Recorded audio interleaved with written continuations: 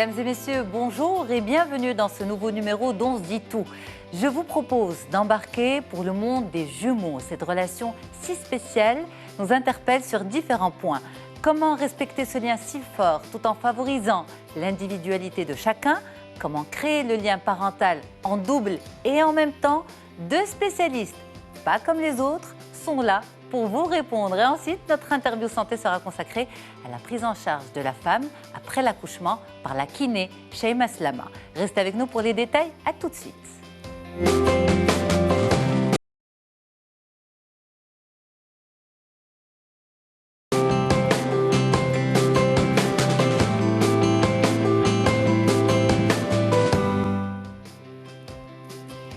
Je vous promets de vivre vraiment aujourd'hui une émission sur la gémellité dans son intégralité puisque nos deux spécialistes ne sont pas comme les autres. Je vous laisse d'abord les découvrir avant de les nommer. Elles sont là, on les regarde ensemble. Si on peut avoir un zoom sur chacune d'elles pour savoir qui est qui.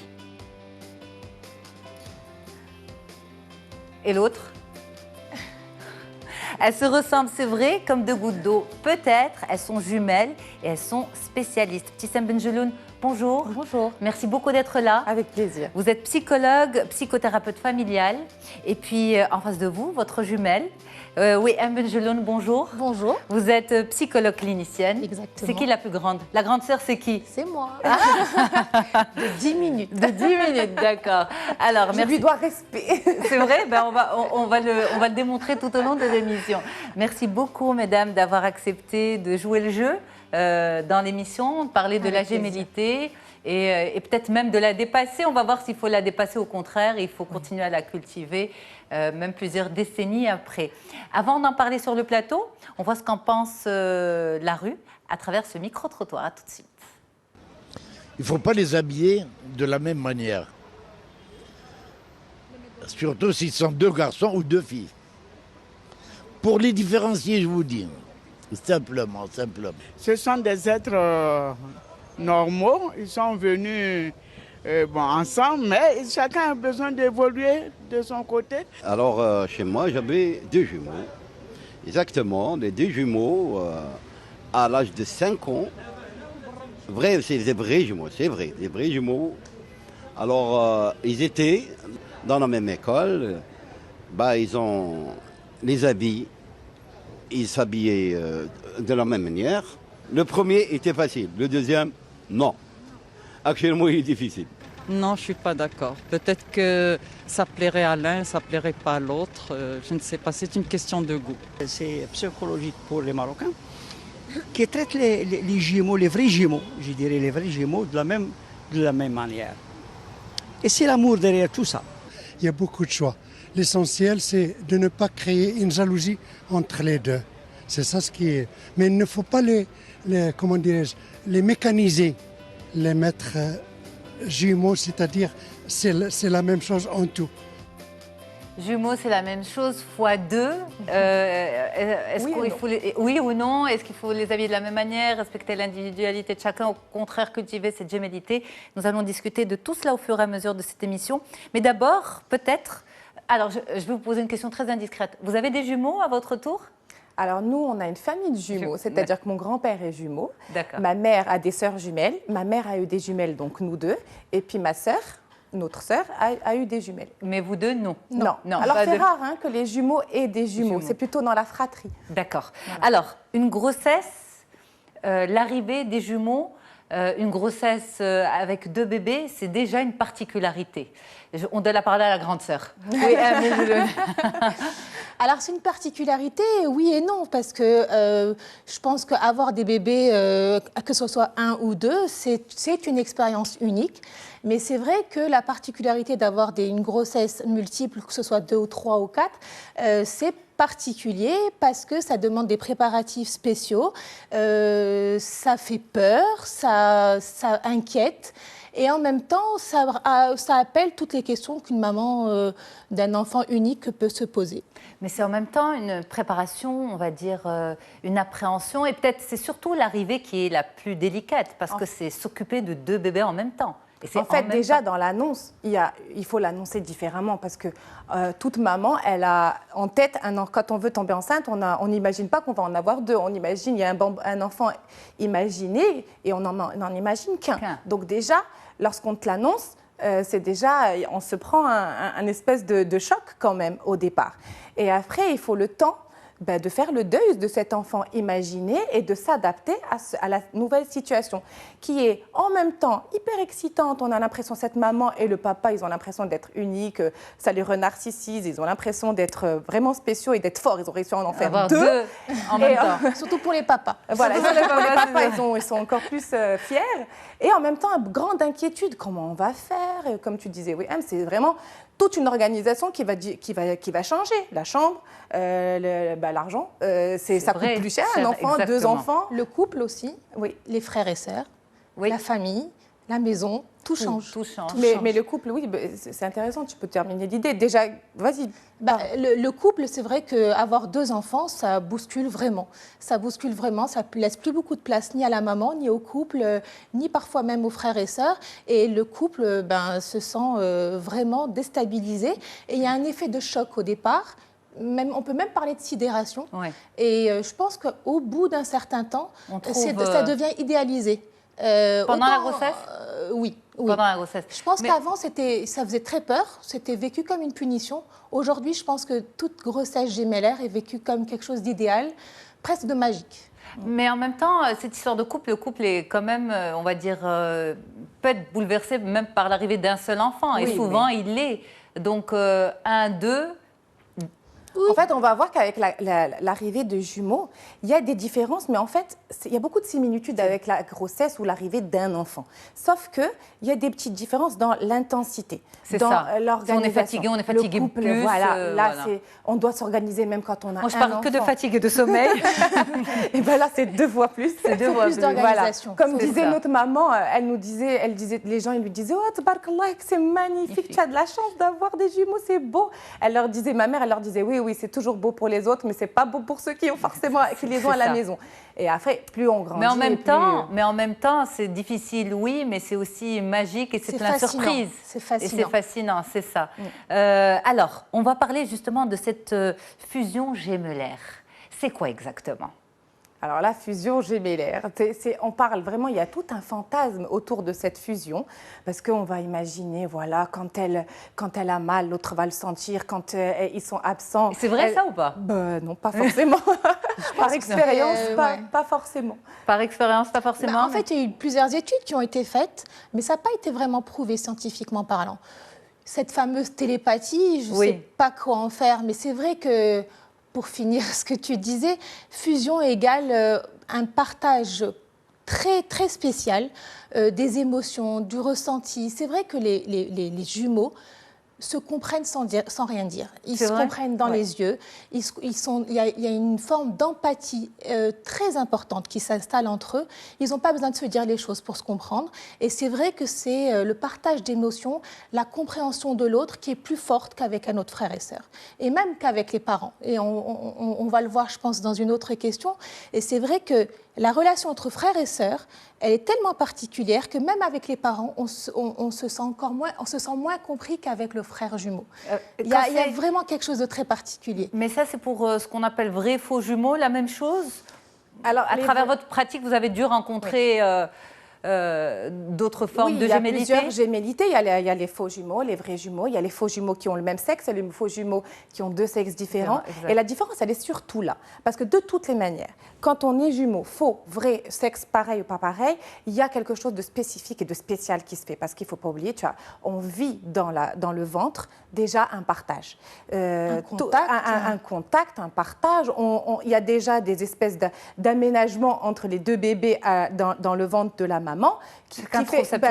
Et il y a des concessions qui sont déjà faites, alors qu'on sait bien, quand on est maman d'enfant unique, on sait bien qu'on met du temps à apprendre à l'enfant, à partager, à attendre son tour. Les jumeaux, ils savent ça tout de suite, ils sont nés avec ça. Ouais. L'empathie, se mettre à la place d'eux, ressentir ce que l'autre ressent, c'est ça qu'on a. Mais que ce soit chez les faux ou les vrais jumeaux. C'est ça qui est magnifique dans la gémellité. Mais il y a des grandes différences dans ces faux et vrais jumeaux. C'est-à-dire, quand il y a 2 sexes différents, le fantasme en fait, c'est dans le regard des parents que la différence va se faire. Quand on attend des vrais jumeaux, tout de suite, on a l'impression qu'on a une unité. C'est un.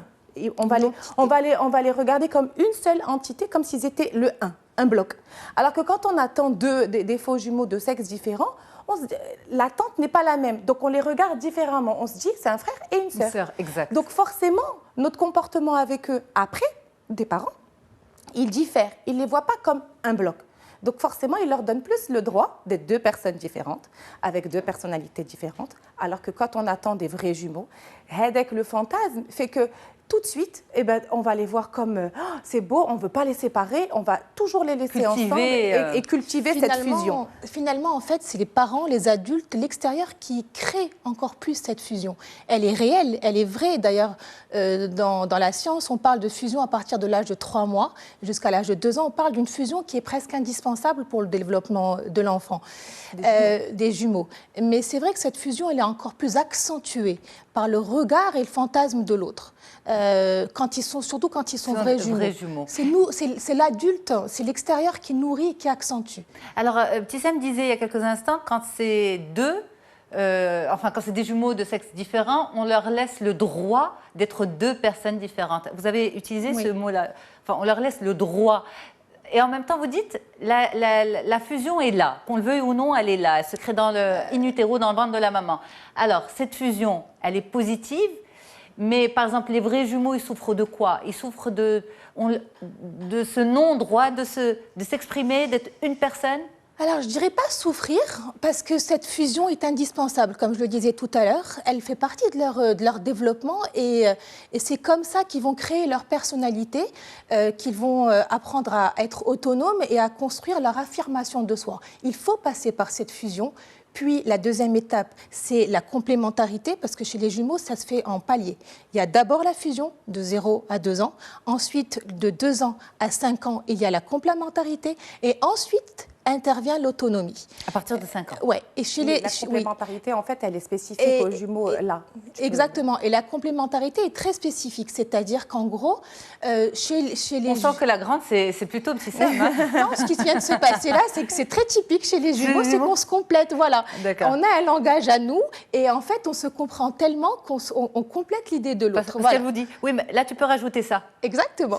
C'est parce qu'elle sait ce qui se passe dans la tête. C'est ça, exactement. Elle suit, elle ressent et on se complète. Voilà, c'est ça, c'est la complémentarité, c'est vraiment ça, c'est ressentir et compléter. Mais en tout cas, je peux vous dire, c'est assez déstabilisant. C'est vrai? Oui, c'est assez déstabilisant parce que je me dis, alors, est-ce qu'elle la complète en tant que spécialiste ou elle la complète en tant que jumelle et c'est quoi cette connexion qui se passe entre les deux? Notre spécificité à toutes les deux, c'est justement qu'on est jumelles et qu'on est psychologue, on fait le même métier. Donc on a... C'est par hasard? Est-ce qu'on dirait que c'est par hasard?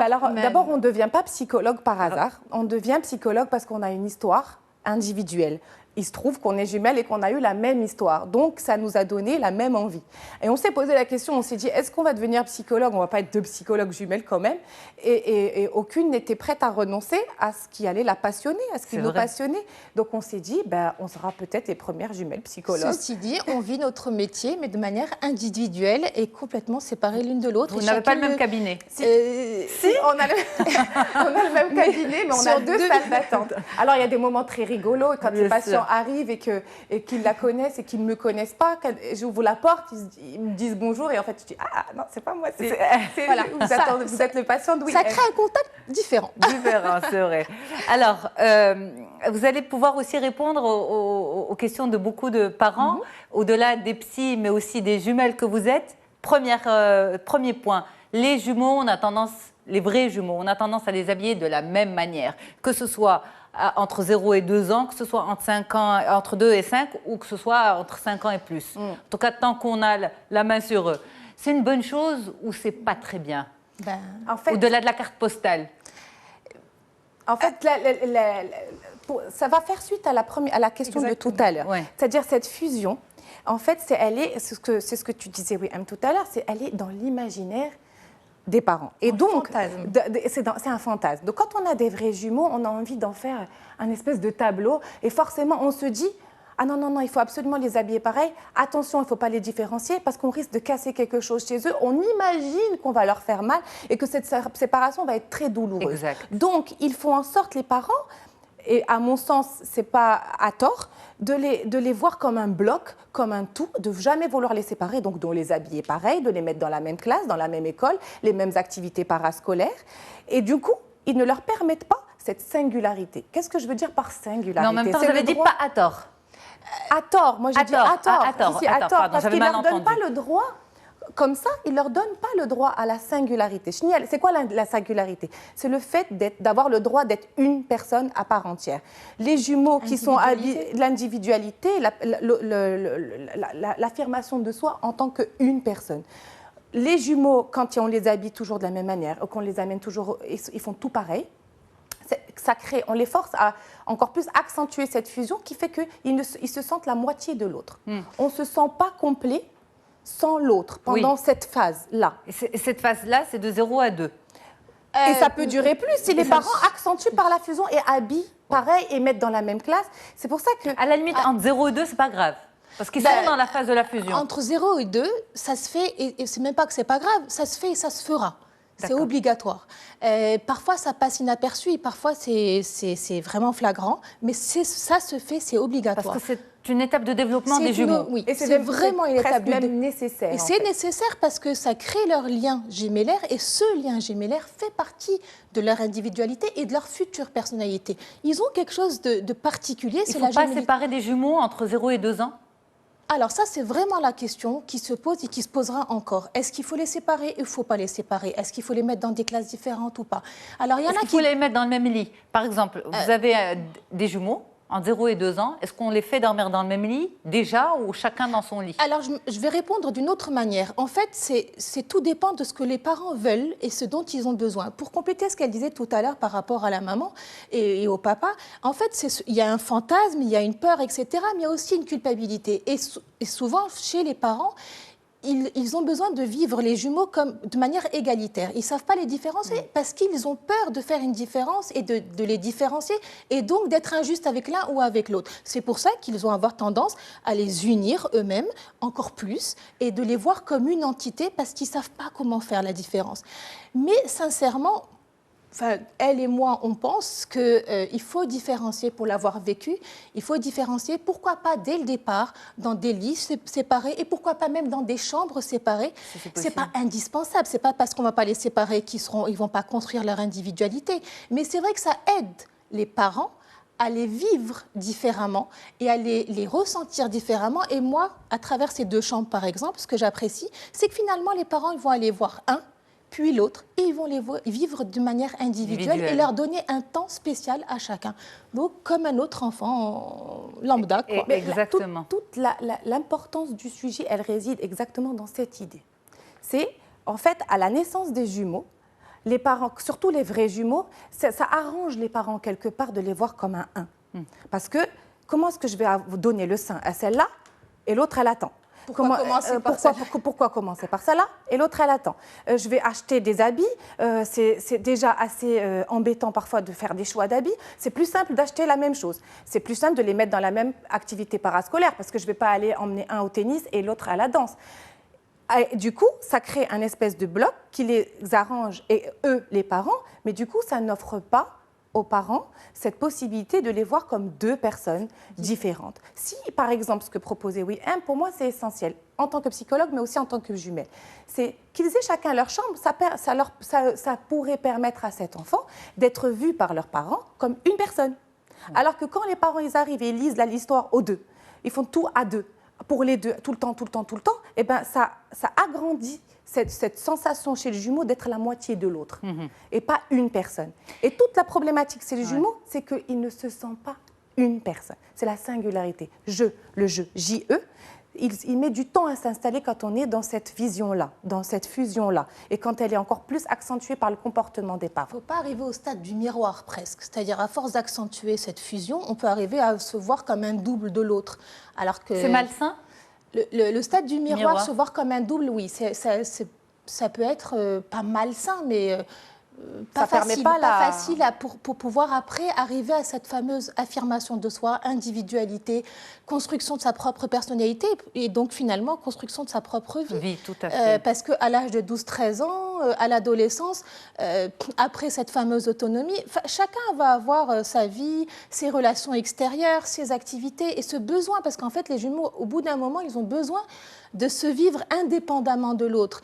Et à les garder fusionnels comme ça, ça peut en devenir même étouffant. Parce qu'on a l'impression que finalement, l'autre nous empêche d'exister, l'autre nous étouffe.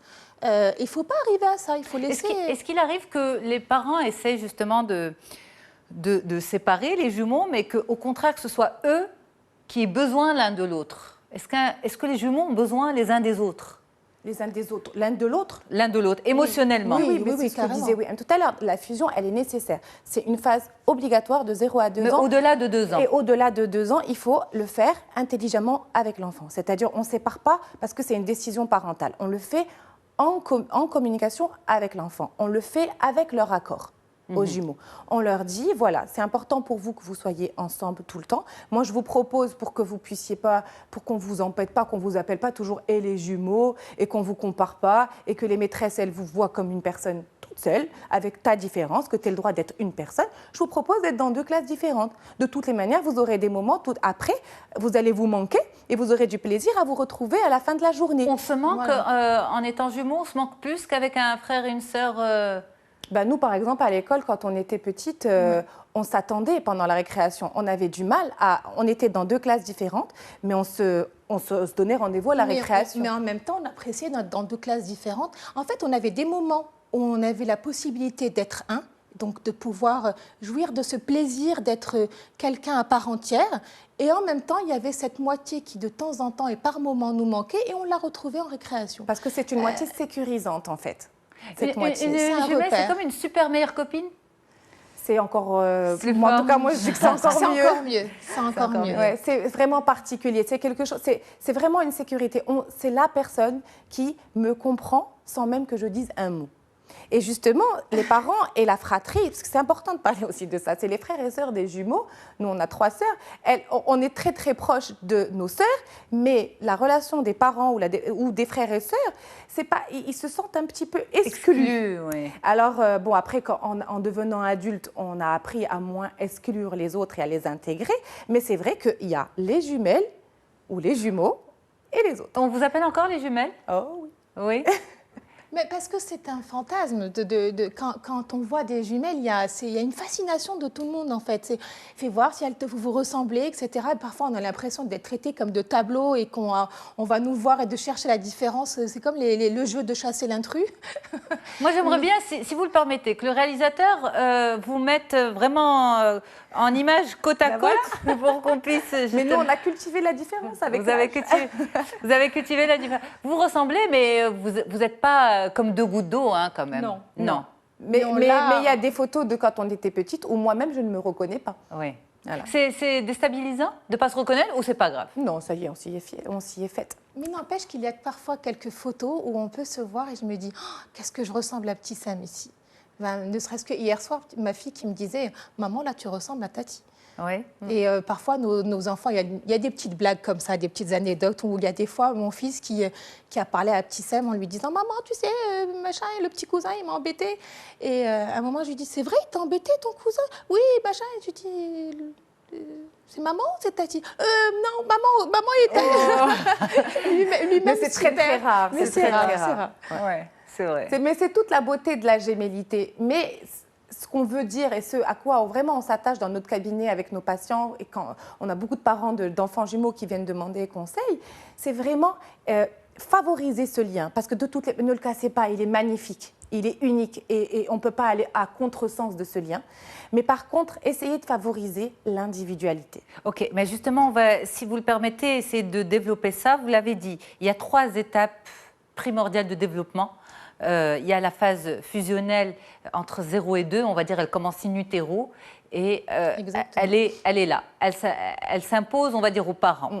Mais en même temps, on peut, dès la naissance, essayer de démarrer les prémices de l'individualité de chacun et de vivre son rapport en tant que parent avec ses jumeaux en essayant de consacrer un temps à part à l'un et à l'autre, essayer dans la mesure du possible de ne pas les allaiter en même temps, de ne pas lire la même histoire. Enfin voilà, c'est vrai que c'est toute une organisation. Ne pas leur acheter les mêmes jouets tout le temps, d'avoir que chacun ait ses jouets, que chacun ait son armoire avec ses habits.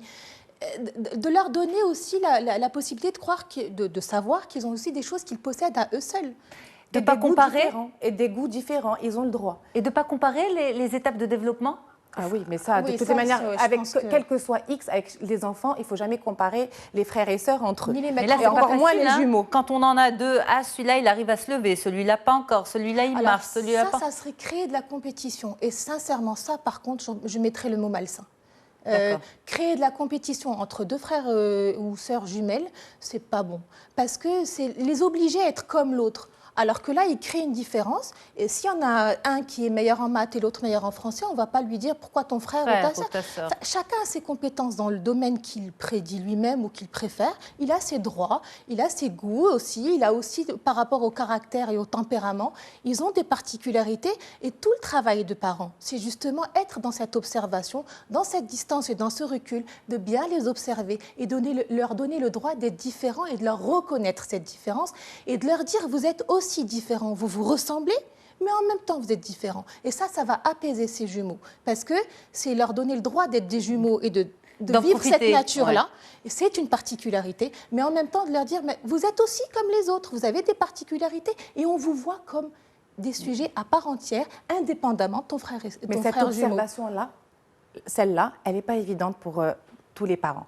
C'est-à-dire, il y en a souvent qui tombent dans le piège de ne pas les observer comme deux personnes, de les observer comme un bloc. Encore une fois, je reviens sur cette entité-là, une personne. Mais c'est presque une entité plus forte que les parents. Mais c'est ce que je disais tout à l'heure, ça les dépasse. Mais les parents doivent s'imposer et prendre du temps, se prendre leur temps. Avec chacun. C'est pas parce que ce duo-là, ce couple-là est fort, et il faut qu'ils s'imposent et qu'ils prennent un des deux et leur disent aujourd'hui je vais sortir qu'avec toi. On revient en détail pour ce mode d'emploi de la gémellité, si j'ose dire. Ça vous va? Oui, c'est bon. très bien. Parfait. Avec deux spécialistes, pas comme les autres, deux jumelles, Tissam Benjeloun et Wiham Benjeloun. On revient dans quelques instants pour continuer cette belle émission. À tout de suite.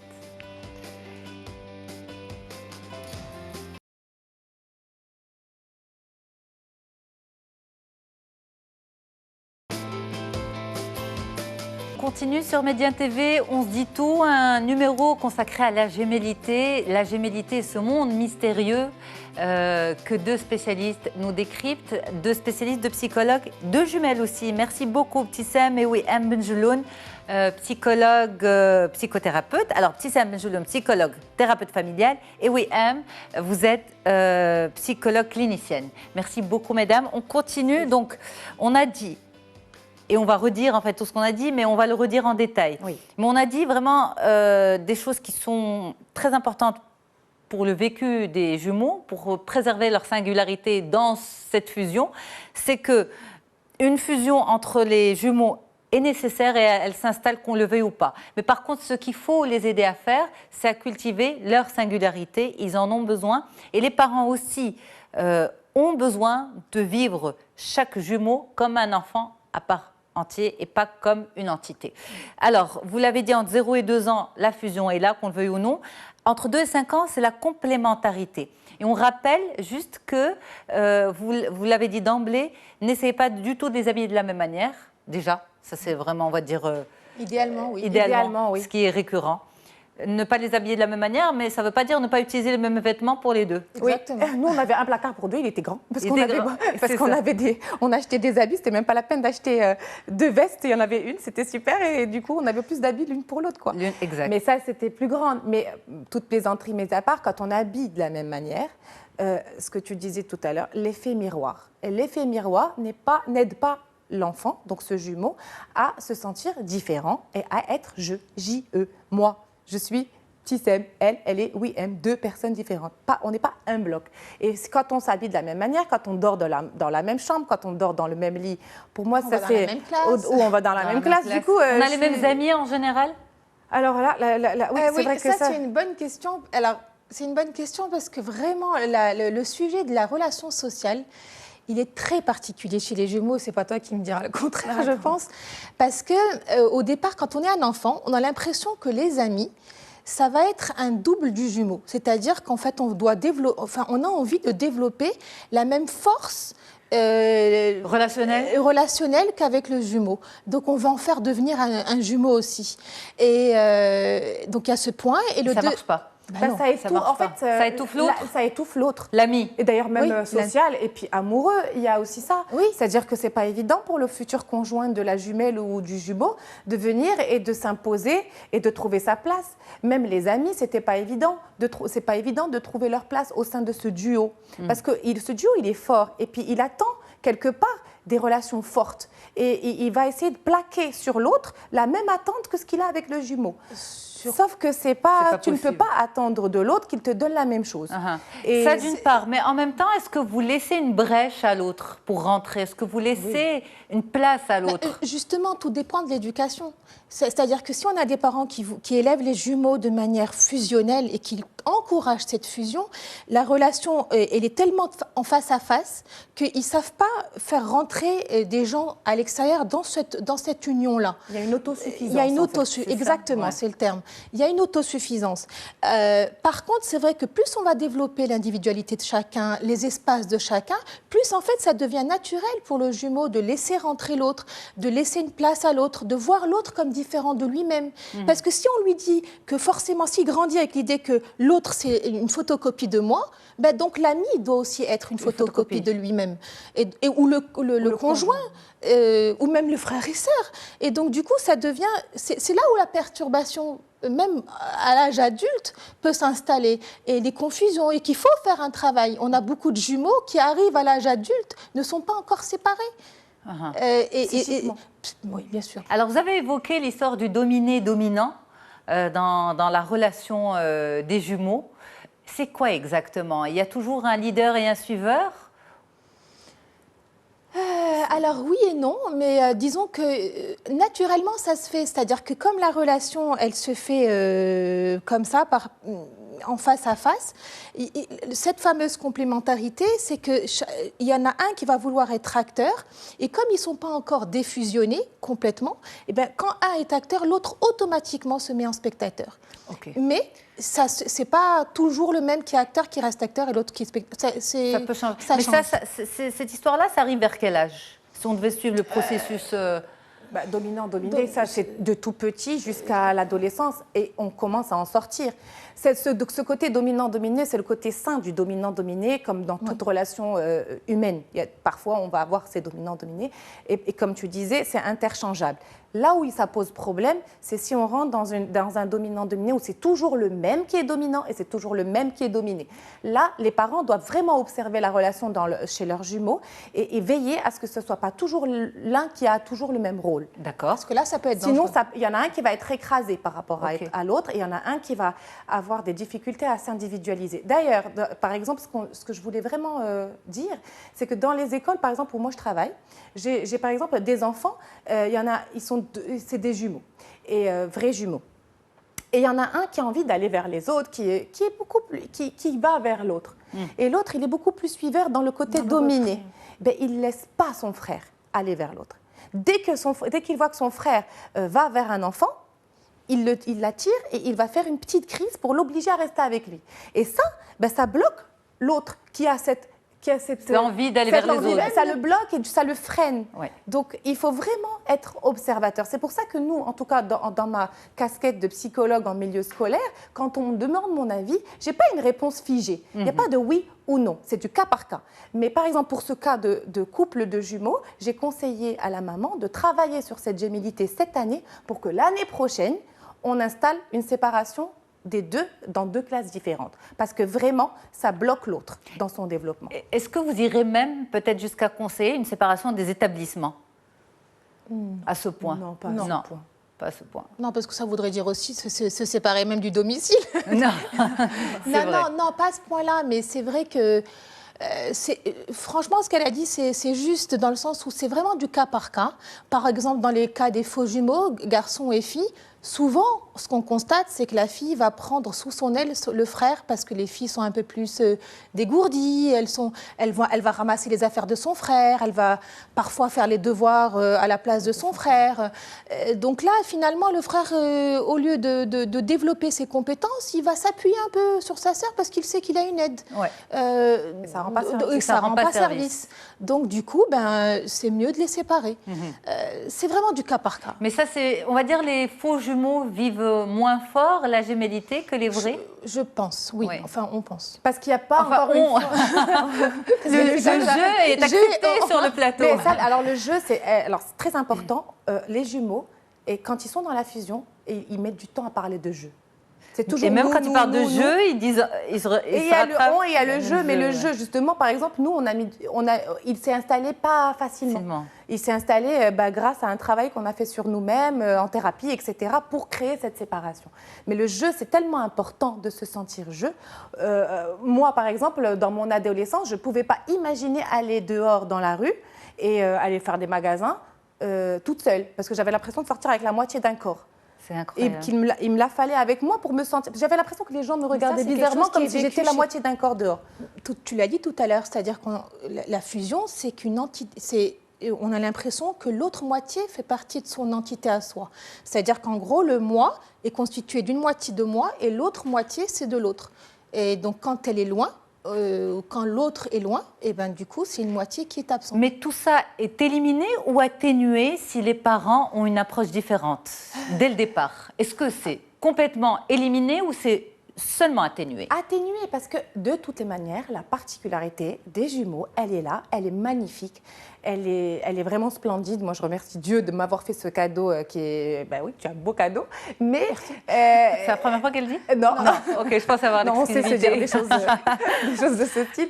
Mais il y a ça, mais en même temps, il faut créer cette petite différenciation-là. C'est nécessaire. Merci beaucoup, mesdames. C'est un plaisir vraiment de faire cette émission avec vous. C'est vrai qu'on sent cette énergie entre vous, qu'on le veuille ou non. Je l'ai ressenti sur le plateau. Je me suis sentie exclue. Non, pas vrai. Quand même pas. Quand même pas, non. Mais on sent vraiment l'échange intense entre vous deux. On sent la ligne. On ne peut pas rentrer, c'est difficile.